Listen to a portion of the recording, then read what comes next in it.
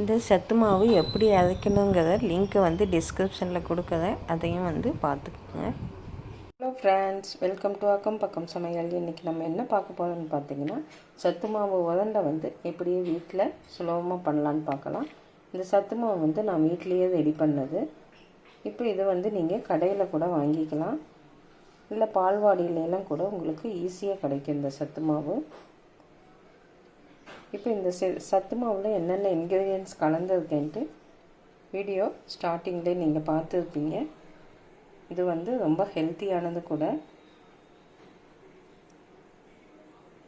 இது வந்து நான் ஃபுல்லாக வந்து ஒவ்வொன்றா தனியாக ஒவ்வொரு தானியமாக தனியாக போட்டு நல்லா வறுத்து தான் அரைச்சி மிஷினில் கொடுத்து அரைச்சி வச்சுருக்கேன். அதனால இப்போ வறுக்கணும்னு அவசியம் இல்லை. அடுத்தது பார்த்திங்கன்னா, நம்ம வீட்டில் என்னென்ன நட்ஸ் இருக்குதோ அது வந்து எடுத்துக்கலாம். நான் வந்து முந்திரி, வேர்க்கடலை, பாதாம் எடுத்துருக்கேன். இது வந்து ஆப்ஷனல் தான். இது இல்லாமல் கூட இந்த சத்து மாவு வந்து உருண்டை ரொம்ப டேஸ்ட்டாக இருக்கும். இப்போ இதை வந்து பல்ஸ் மோடில் போட்டு ஒன்றும் பாதியமாக அரைச்சிட்டு வந்துடலாம். இப்போ பாருங்கள், இது மாதிரி ஒன்றும் பாதியமாக அடிச்சிட்டு வந்து வச்சுருக்கேன். இப்போ அடுத்தது பார்த்திங்கன்னா, ஒரு கடாயில் வந்து ஒரு 3/4 கப்பு வெல்லம் எடுத்துக்கலாம்.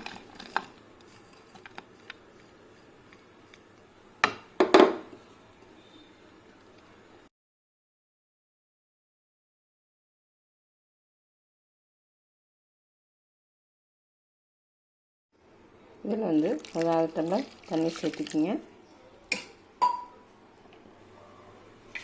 இது வந்து நல்லா கரையட்டும்.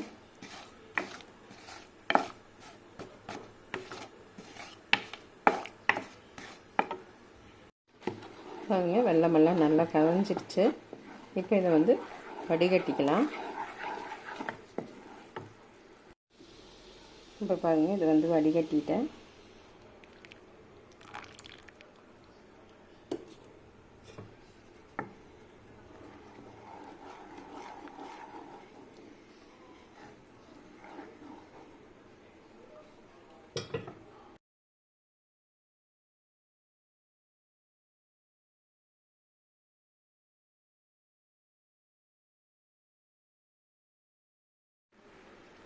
இப்போ இது கூட ஏலக்காய் ஒரு 1/2 ஸ்பூன் சேர்த்துக்கிங்க. இப்போ வந்து அடுப்பை சிம்மில் வச்சுட்டு நம்ம மாவு வந்து கொஞ்சம் கொஞ்சமாக எடுத்து இதில் போட்டு கிண்டி விட்டுக்கிட்டே இருக்கலாம். கொஞ்சம் கொஞ்சமாக சேர்த்துக்கிங்க.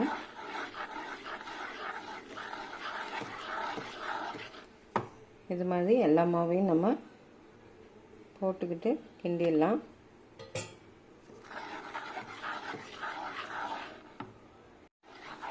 இப்போ எல்லா மாவும் சேர்த்துக்கிட்டேன். அடுப்பில் வச்சுக்கிட்டு சிம்மிலேயே வச்சுக்கிட்டு அப்படியே கிண்டி விட்டுக்கிட்டே இருங்க.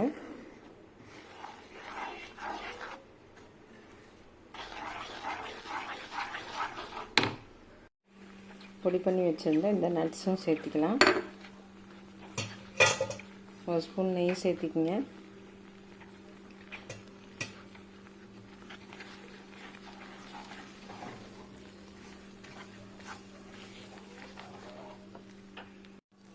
அடுத்து பார்த்திங்கன்னா, பொடியாக கட் பண்ணி வச்சுருக்க பேரிச்சம்பழம் சேர்த்திக்கங்க.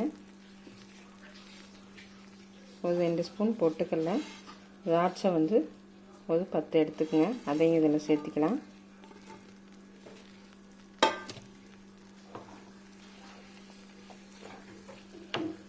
இப்போ பாருங்கள், இந்த அளவுக்கு கெட்டியான உடனே நம்ம வந்து ஸ்டவ் ஆஃப் பண்ணிடலாம். இது வந்து நல்லா வெது வெதுப்பான சூடு வர மட்டும் வெயிட் பண்ணலாம். இப்போ பாருங்கள், கை பொறுக்கிற அளவுக்கு சூடு இருக்குது. இப்போ வந்து இதை நம்ம வந்து உருண்டை பிடிச்சிடலாம். உங்களுக்கு எந்த சைஸில் தேவைப்படுதோ அதை எடுத்து உருண்டை பிடிச்சிக்கோங்க. கையில் வந்து நெய் அப்ளை பண்ணிக்கோங்க. நெய் இல்லைன்னா ஆயில் ஏதாச்சும் அப்ளை பண்ணிக்கோங்க.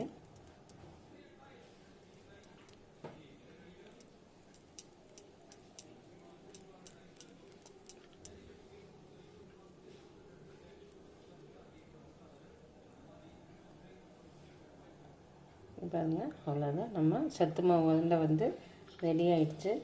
அடுத்தது பார்த்திங்கன்னா, இதில் 1 ஸ்பூன் கசகசாவும் 1 ஸ்பூன் வெள்ளை எள்ளும் லைட்டாக எண்ணெய் ஊற்றாமல் வறுத்து வச்சுருக்கேன். இதில் வந்து நம்ம இதை வந்து டிப் பண்ணி எடுக்க போகிறோம். இதெல்லாம் பார்த்திங்கன்னா ஒரு ஆப்ஷனல் தான், தேவைன்னா செஞ்சுக்கலாம், இல்லைன்னா ஸ்கிப் பண்ணிடுங்க.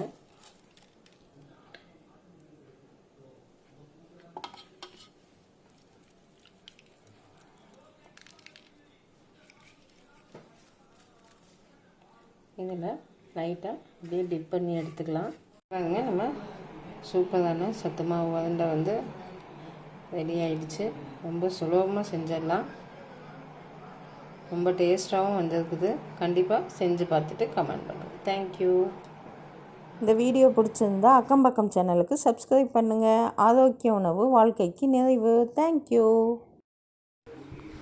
அடுத்து பார்த்திங்கன்னா உளுந்து கஞ்சி எப்படி பண்ணுறதுன்னு பார்க்கலாம் வாங்க. அதுக்கு வந்து நம்ம உளுந்தை வந்து ஒரு கப் ஊற வச்சு 2 மணி நேரம் ஊற வச்சு அதை வந்து இப்படி நைஸாக அரைச்சிக்கோங்க. இல்லைன்னா நம்ம இட்லிக்கு ஆட்டும்போது பார்த்திங்கன்னா உளுந்து ஒவ்வொரு சமயம் ஜாஸ்தி ஆகிடும். அதில் வந்து கூட அந்த ஒரு கப்பு உளுந்து மாவை வந்து நம்ம தனியாக எடுத்து வச்சு இந்த மாதிரி உளுந்து கஞ்சி ஈஸியாக பண்ணலாம். இது வந்து உடலுக்கு ரொம்ப வலுவானது கூட, எலும்புகளுக்கெல்லாம் வந்து நல்ல ஆரோக்கியமானதும் கூட. இந்த அடிக்கடி இந்த உளுந்து உணவெல்லாம் எடுத்துக்கிறது ரொம்ப சிறப்பாக இருக்கும். நம்ம தசை நரம்புகள்லாம் வந்து நல்ல ஆற்றலோடு செயல்படுன்னு சொல்லியிருக்காங்க.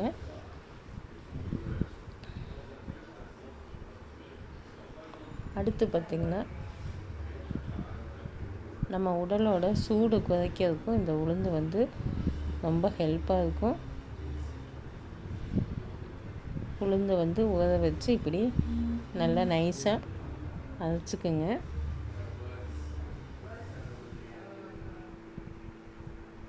இப்போ வந்து அந்த உளுந்து மாவு ரெடி ஆகிடுச்சு. இப்போ அதை வந்து ஒரு அடிகனமான பாத்திரம் எடுத்துக்கோங்க. அதில் வந்து இன்னொரு டம்ளர் எக்ஸ்ட்ரா தண்ணி சேர்த்து நல்லா அதை வந்து கலக்கி விட்டுக்கிட்டே இருக்கணும். அடுப்பை வந்து சிம்மில் வச்சுக்கோங்க, அடி பிடிக்காமல் பார்த்துக்குங்க. கண்டிப்பாக வந்து அடிகனமான பாத்திரம் இருக்கணும். நான் குக்கர் தான் வச்சுருக்கேன், ஏன்னா வந்து இந்த உளுந்து ஒரு கப்பு மாவுக்கு வந்து அதிகமான கஞ்சி கிடைக்கும் இதில். அதனால கொஞ்சம் ஆழமான பாத்திரமாக வச்சுக்கோங்க. பாருங்கள், நல்லா கொதித்து வெந்து வரும். நம்ம கையில் தண்ணி வச்சுட்டு தொட்டு பார்க்கும்போது கையில் ஒட்டாமல் இருக்கணும். அடுத்தது வந்து வெல்லம் சேர்த்துக்குங்க. அவங்கவுங்க சுவைக்கு தகுந்த மாதிரி வெல்லம் இதில் சேர்த்துக்கலாம். நல்லா வெல்லம் வந்து கரையட்டும்.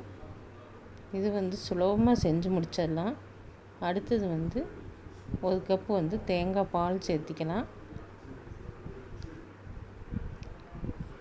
தேங்காய் பால் எடுக்க முடியல, கொஞ்சம் இதாக வேகமாக செய்யணுங்கும்போது உங்களுக்கு பால் கூட சேர்த்திக்கலாம்.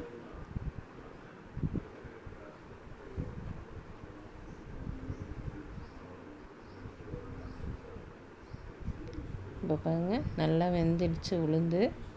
உளுந்து கஞ்சி நம்மளுக்கு ரெடி ஆகிடுச்சு. அடுத்தது வந்து சுகர் வந்து கேரமல் பண்ண போகிறேன். சும்மா டெக்கரேஷனுக்காக ஒரு ஸ்பூன் சர்க்கரை சேர்த்து அடுப்பில் தண்ணி ஊற்றாமல் இப்படி வச்சிங்கன்னா கலர் சேஞ்ச் ஆகும். பாருங்கள், ஃபுல்லாக சர்க்கரையெல்லாம் கரைஞ்சி